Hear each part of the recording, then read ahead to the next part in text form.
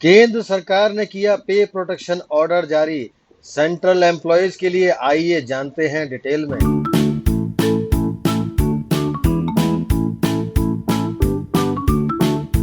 स्वागत है आपका लेबर लॉ क्लब में। सेंट्रल गवर्नमेंट ने सेंट्रल एम्प्लॉयज के लिए पे को प्रोटेक्ट करने के लिए एक ऑर्डर जारी किया है, जिसे personal and training of the ministry of personnel public grievance and pension department ने जारी किया है। ये ऑर्डर 1 जनवरी 2016 से इम्प्लीमेंट होगा। इस ऑर्डर के अनुसार डायरेक्ट एम्प्लॉयमेंट के द्वारा यदि किसी एम्प्लॉय को अलग सर्विस या कैडर में भर्ती होती है तो उन्हें इस ऑर्डर के जरिए प्रोटेक्शन मिलेगा। कर्मचारियों को ये प्रोटेक्शन 7th पे कमीशन के प्रोविजन FR 22B1 के अंतर्गत दी जाएगी। अर्थात इस ऑर्डर के अंतर्गत दूसरी सर्विस या कैडर में प्रोबेशनर के तौर पर अपॉइंट होने के बाद उस एम्प्लॉइज पर रेस्पॉन्सिबिलिटी कम हो या ज़्यादा, उससे कोई फर्क नहीं पड़ेगा, उसकी सैलरी प्रोटेक्ट रहेगी। इसका सबसे ज़्यादा बेनिफिट उन एम्प्लॉयज़ को मिलेगा जो टेक्निकली रिज़ाइन देने के बाद दूसरी सर्विस या कैडर में डायरेक्ट अपॉइंट हुए हैं।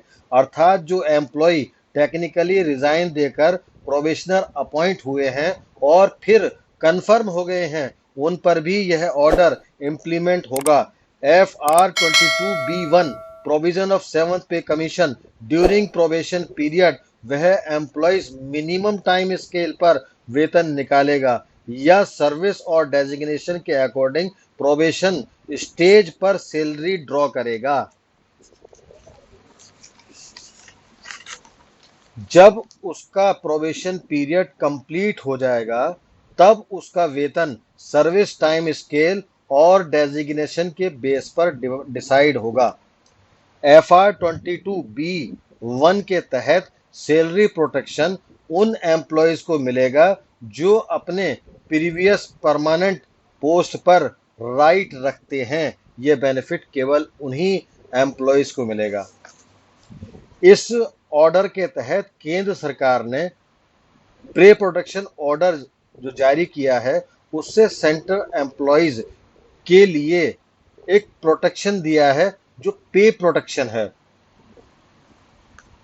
इस ऑर्डर को personal and training of ministry of personnel public grievance and pension department ने जारी किया था।